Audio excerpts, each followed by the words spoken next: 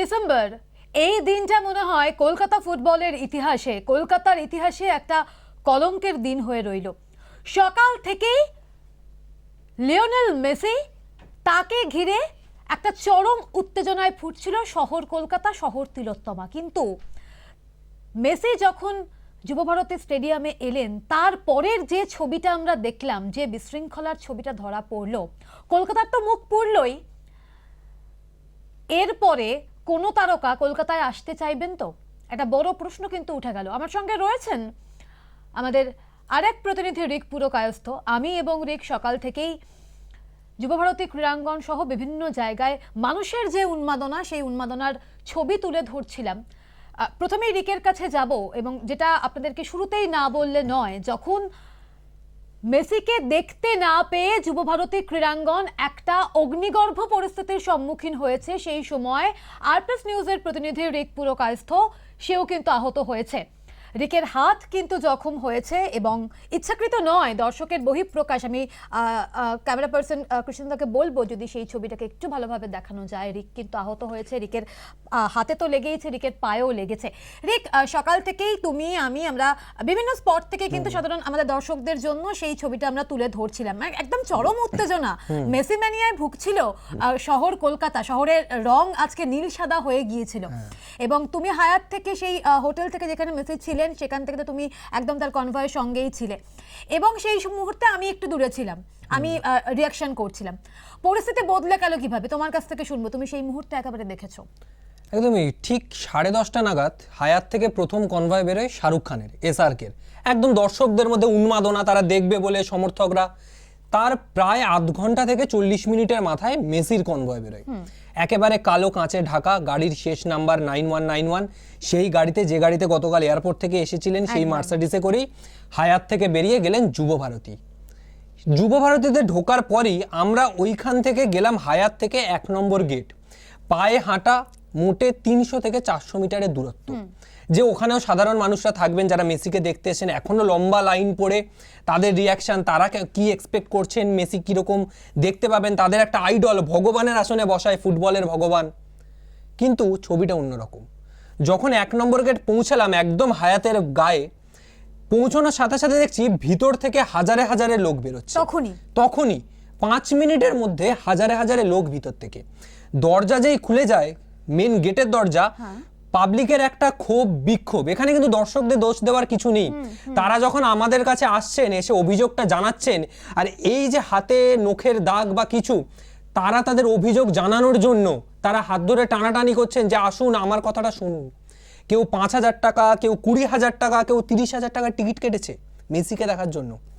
এটা কোনো ডার্বি বা অন্যান্য ম্যাচ নয় যে 50 টাকা বা 120 টাকা, 180 টাকার টিকিট কেটে আমি 90 মিনিটের খেলা দেখলাম। এটা মেসি, বিশ্বকাপ জিতিয়েছে মেসি, যে আর্জেন্টিনাকে।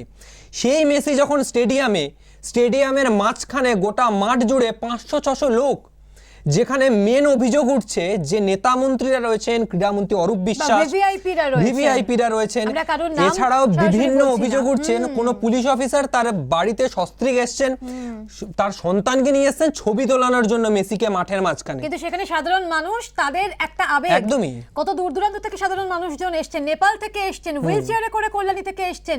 এক দম্পতি হানিমুন বাতিল করে সেই টাকায় আজকে মেসিকে দেখতে এসেছেন। শুধু তাই নয়, একজনের আজকে অপারেশন হওয়ার কথা, পায়ে তিনি হাঁটতে পারছেন না, তিনি ওই অবস্থায় পায়ে পা বেঁধে, পা সিল করে, প্লাস্টার করে, অপারেশন ক্যান্সেল করে এসছেন মেসিকে দেখবেন বলে।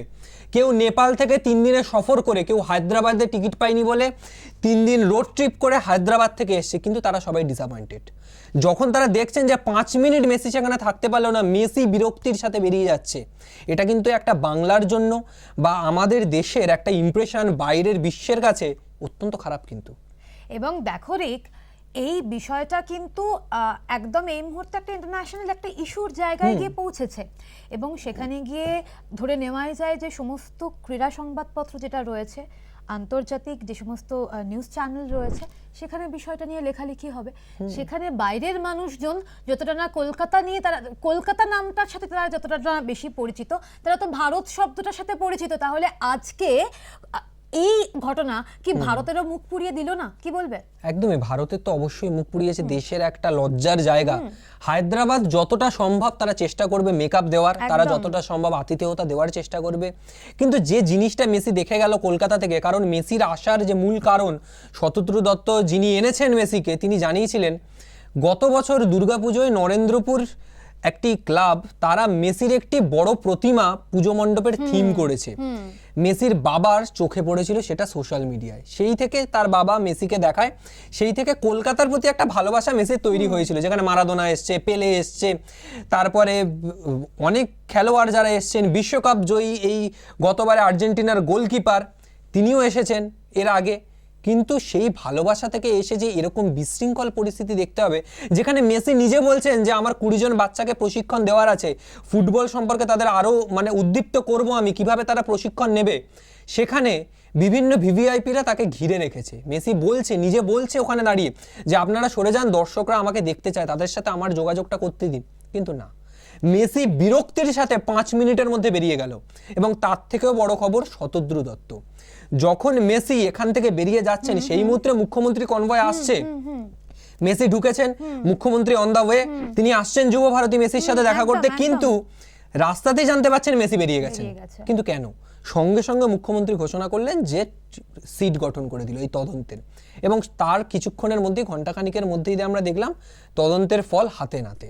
একদমই এই জায়গা থেকে যখন সাধারণ মানুষ যে কথাটা বারবার বলছে, আমরা টাকা দিচ্ছি, কেউ পড়াশোনা করছে, নিজের পকেট মানি বাঁচিয়ে বাঁচিয়ে বহুদিন ধরে টাকা জমিয়েছে মেসিকে দেখবে বলে, কেউ তার বেতনের একটা গোটা অংশটাই দিয়ে দিয়েছে, গোটা বেতনটাই দিয়ে দিয়েছে। এবং আমি একদমই এটাই বলতে আসছিলাম রিক, দেখো আমাদের শহর কলকাতায় বা আমাদের পশ্চিমবঙ্গে কিন্তু অনেক মধ্যবিত্ত মানুষই এমন রয়েছেন যাদের হয়তো একটা মাসের স্যালারি 20,000 টাকা বা 10,000 টাকা, তারা কিন্তু সেই টাকাটা খরচ করে আজ শুধুমাত্র এলেন10, যাকে আমরা ফুটবলের রাজপুত্র, ফুটবলের ঈশ্বর আমরা যাই বলি না কেন, তারা তো তাকে দেখতে এসেছিলেন।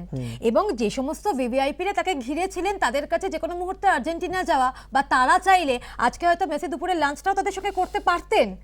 আমরা আলোচনার জায়গা থেকে হয়তো কথাটা মজা করে বলছি, কিন্তু সাধারণ মানুষগুলো তাদের আবেগ, আজকে অনেকেই হয়তো বলছেন যে এইভাবে হয়তো আবেগের বহিঃপ্রকাশ না করলেও হতো, ভাঙচুর যে করা হলো, যুব ভারতের এত ক্ষতি হলো, কিন্তু তারা তো ভাবতেও পারেননি যে এতক্ষণ ধরে অপেক্ষা করে এইভাবে তারা শূন্য হাতে ফিরবেন। কি বলবে? একদমই, এই যে টিকিট বিক্রি, একটা টিকিট বিক্রি তো প্রথম থেকে একটা ক্রেজ ছিল, আমরা দেখেছি যে বহু দিন ধরে বহু লোক লাইনে দাঁড়িয়ে টিকিট নেওয়ার জন্য। এবং তারপর যখন আজকে মেসি আসছেন কলকাতায়, ভোরবেলা থেকে কেউ এয়ারপোর্টে চলে গেছেন মাঝরাত থেকে, রাতের পর রাত দাঁড়িয়ে দেখবেন মেসিকে, ঘন্টার পর ঘন্টা দাঁড়িয়ে, সকাল থেকে যুব ভারতীর বাইরে লাইন, যে কে আগে ভিতরে ঢুকতে পারে, কে আগে ভিতরে ঢুকে জায়গাটা নিতে পারে, যাতে মেসিকে একটু কাছ থেকে দেখতে পাই আমি, যাকে আমরা টিভিতে দেখেছি, তার বাঁ পায়ের জাদু আমরা দেখেছি, ম্যাজিক, মেসি ম্যাজিক, সেই মেসিকে দেখব। পায়ে বল ঠেকানো তো অনেক দূরের কথা, যুব ভারতী থেকে একেবারে রাগ বা বিক্ষোভ নিয়ে, ক্ষোভ মনের মধ্যে নিয়ে ছাড়তে হলো কলকাতা মেসিকে। অনেককে আমরা দেখলাম যারা বহু দূর দূরান্ত থেকে এসছে, ঠিক কথাই, কিন্তু বহু লোক যারা কষ্টে সৃষ্টে দিন আনে দিন খায়, তারাও কিন্তু ফুটবলকে ভালোবাসে। অনেকে অভিযোগ জানাচ্ছে যে ভারতীয় ফুটবলের আজকে দুরবস্থার জন্য এই সিস্টেমটাই দায়ী, কারণ এই খারাপ ম্যানেজমেন্ট, একেবারে অত্যন্ত খারাপ। যদি ম্যানেজমেন্ট ঠিক করে হতো তাহলে মাঠের মাঝখানে তাঁবুও খাটাতে হতো না, শেডও লাগাতে হতো না মাঠের মাঝখানে, যাতে পিছনের দর্শকটা যে 5,000 টাকা বা একদম সামনের সারির যদি কথা বলি 30,000 টাকা দিয়ে টিকিট কেটেছে, সামনে একটা তাঁবু দেখার জন্য নয়, সামনে আমি মেসিকে দেখবো সেই জন্য। মেসি হুটখোলা গাড়িতে গোটা মাঠটাই ঘুরতে পারতেন, কিন্তু সেই স্পেসটাই দেওয়া হয়নি। মেসির একটা নিজস্ব স্পেস দরকার। আমরা এর আগে গত অভিজ্ঞতায় কে দেখেছি, এত ক্রাউড, সেই জায়গা থেকে একটা সতর্কতা তো অবশ্যই থাকা দরকার। মেসির একটা সিকিউরিটি রয়েছে, সব মানা যাচ্ছে, কিন্তু এইভাবে যদি উপচে পড়া ভিড় হয়, সেটা সাধারণ মানুষ যারা টিকিট কেটে যাচ্ছেন তারা বলছেন 26-এ নির্বাচনের জন্য রাজনৈতিকভাবে টাকা নেওয়ার জন্য এই ইভেন্টটা করা হয়েছে। অর্থাৎ কতটা লজ্জার একটা বিষয়। মেসিকে বিক্রি করে দেওয়া হলো বলতে গেলে। একদমই। এবং তুমি যেটা বললে কেকের কথা, নিঃসন্দেহে খুব গুরুত্বপূর্ণ। দেখো রিক, শহর কলকাতায় গান গাইতে এসে গান স্যালুট নিয়ে ফিরেছিলেন কেকে। আমরা কিন্তু কেকে একদম সুস্থভাবে ফিরিয়ে দিতে পারিনি, এটা কিন্তু উদ্যোক্তাদের তো বটেই, গোটা কলকাতার একটা ব্যর্থতা ছিল, সেখানেও কিন্তু আয়োজকদেরই ব্যর্থতা ছিল। আর এবারেও মেসি এলেন একটা রূপকথা তৈরি করার তার একটা কথা ছিল, তিনি সেই আশ্বাসই দিয়েছিলেন এবং আজকে হয়তো তিনি খেলতেন না, কিন্তু হয়তো একটাবার তিনি তার বাঁ পায়ে একবার সেই বলটাকে ড্রিবল করতেন। এবং দেখো এই তাকে তো আমরা যে GOAT বলি, তিনি সর্বকালের সর্বসেরা, তাকে নিয়ে বলার কোনো শব্দ বললেও হয়তো তাকে হয়তো ব্যাখ্যা করা যায় না। এবং সেই মানুষটা আজকে যখন ফিরে যাচ্ছেন এরকম ভাবে এত বিরক্তি নিয়ে, তিনি হয়তো তার সার্কেলে গিয়ে তিনি যখন বলবেন বা তার টিম যখন বলবেন, আমি আবারও বলবো আজকের দিনটা শুধুমাত্র মেসি প্রেমী হিসেবে নয়, আজকের দিনটা একজন কলকাতাবাসী হিসেবে এবং সর্বোপরি আজকের দিনটা একজন ভারতীয় হিসেবে খুব লজ্জার। যদি আয়োজকরা আর একটু সতর্ক হতেন, যদি আয়োজকরা শুধুমাত্র নিজের মুনাফা, নিজের কানেকশন এবং নিজের ব্র্যান্ডিং, নিজের প্রচারের দিকে যদি এতটা মাথা না ঘামিয়ে, আমাদের প্রতিনিধি রিক যেটা বললো যে এই মাঠের মধ্যখানে তাঁবু খাটানো, সেই জায়গাগুলো যদি না হতো, তাহলে হয়তো আজকে এইভাবে কলকাতার ইতিহাসের একটা কালো দিন হয়ে থাকতো না 13ই ডিসেম্বর। কি বলবে রিক? একদমই কালো দিন তো অবশ্যই, কারণ আমরা এর আগে দেখেছি মারাদোনা এসেছে, মারাদোনা আসার পর সেই ইভেন্টের মূল আকর্ষণ কিন্তু ছিল যে প্রায় 45 থেকে 50টা বল সে মাঠের প্রতিটা কোনায় কোনায় যাবে, সে তার পায়ের জাদু দেখিয়ে সেই বলগুলো দর্শকদের মধ্যে ছুঁড়ে দেবে, মারবে, বলটা দর্শকদের কাছে পৌঁছে যাবে, এটা মূল আকর্ষণ ছিল। আমরা মার্টিনেসকে দেখেছি শ্রীভূমির মাঠে, মার্টিনেস আর্জেন্টিনার গোলকিপার, বিশ্বকাপ এনে দিল গতবারে, সেই মার্টিনেস গোলকিপিং করছে, সেই মার্টিনেস গোল করছে, এটা লোকে দেখতে চায়, সাধারণ মানুষ ওই জন্যই আসছে। সেখানে মেসি তার বাঁ পায়ের একটা ম্যাজিক দেখবে না? আর এই যে ম্যানেজমেন্ট অত্যন্ত বাজে। মেসি এয়ারপোর্টে থেকে আসলো, হায়াতে থাকলো, যুবভারতী গেল, একরাশ বিক্ষোভ নিয়ে আবার এয়ারপোর্ট ব্যাক করলো। কিন্তু এয়ারপোর্ট ব্যাক করার সাথে মেসি যেই তার ব্যক্তিগত বিমানে উঠলো হায়দ্রাবাদের উদ্দেশ্যে রওনা দেওয়ার জন্য, সঙ্গে সঙ্গে দমদম এয়ারপোর্ট থানার পুলিশ শতদ্রু দত্তকে জিজ্ঞাসাবাদ করলো এবং গ্রেপ্তার করলো, সঙ্গে সঙ্গে অ্যাকশন। কারণ এই অপমান মেনে নেওয়ার নয়, যে অপমান আপামর বাঙালির, আপামর ভারতীয়র, সেই অপমান কিন্তু মেনে নেওয়ার নয়। তার বিরুদ্ধে সে যতই কাছের লোক হোক না কেন, যথার্থ ব্যবস্থা নেওয়া দরকার, এই আশাই আমরা করব শান্তিকাদি। এবং এর জন্য অবশ্যই আমরা রাজ্যবাসী হিসেবে সাধারণ মানুষ সবসময় কিন্তু ভরসা রেখেছেন মুখ্যমন্ত্রী মমতা বন্দ্যোপাধ্যায়ের উপর, এবং তিনি কিন্তু তড়িঘড়ি অ্যাকশন নেওয়ার কথা বলেছিলেন, তিনি সেট গঠন করলেন এবং একেবারে এটি কিছুক্ষণ আগে যেরকমটা বললো যে একদম সঙ্গে সঙ্গে কিন্তু একটা অ্যাকশন নেওয়া হলো। ইতিমধ্যেই এই অনুষ্ঠানের ব্যর্থ আয়োজক, আমি আবারও বলবো, এই অনুষ্ঠানের ব্যর্থ আয়োজক শতদ্রুকে কিন্তু পুলিশের জালে ঘিরে ফেলা হয়েছে। তবে এই যে এত সাধারণ মানুষ যাদের এতদিনের আবেগ কার্যত বিফলে গেল, তাদের আবেগের দাম তারা পাবেন কিনা আমরা জানি না। আবারও বলবো যে দিনটা ইতিহাস হয়ে থাকার কথা ছিল এবং আগামী বেশ কিছু দিন সাধারণ মানুষগুলো, এই সমস্ত মানুষগুলো যারা এত দূর দূরান্ত থেকে এসেছিলেন, একটু স্বপ্নকে সত্যি হতে দেখবেন বলে তাদের সেই স্বপ্ন একটা অভিশাপে পরিণত হলো। এর দায় কার? শুধুমাত্র শতদ্রুকে যদি গ্রেফতার করা হয়, এরপর হয়তো এই মানুষগুলোকে যদি তাদের টাকা ফেরত দিয়ে দেওয়া হয়, তাহলেও হয়তো তারা যে বঞ্চনার শিকার হলেন রিক, তারা হয়তো তাদের সাথে হয়তো সেই তারা তাদের যোগ্য বিচারটা পাবেন না। হয়তো এরপর লিওনেল মেসি কেন আর কোনো তারকা হয়তো কলকাতাতে আসার দুঃসাহস দেখাবেন না, কারণ এভাবেই তো অপমানিত হয়ে ফিরতে হবে তাকে। তবু আমরা আশা রাখছি রিক, কারণ আশাতেই তো আমরা বাঁচি। যে আশা নিয়ে এই সমস্ত মানুষগুলো তারা ভেবেছিলেন লিওনেল মেসি ফুটবলের রাজপুত্রকে চোখের সামনে দেখবেন, সেটা তারা দেখতে পারেননি। তবুও আমরা আশা রাখছি কোনো একদিন আবার মেসি কলকাতাতে পা রাখবেন এবং সেদিনকে তুমি আহত হবে না। আমরা কিন্তু একদম সফলভাবে আপনাদের জন্য মেসির বাঁ পায়ের সেই ড্রিবল, মেসির বাঁ পায়ের সেই কারুকাজ আপনাদের সামনে তুলে ধরতে পারবো। চোখ থাক আর প্লাস নিউজে।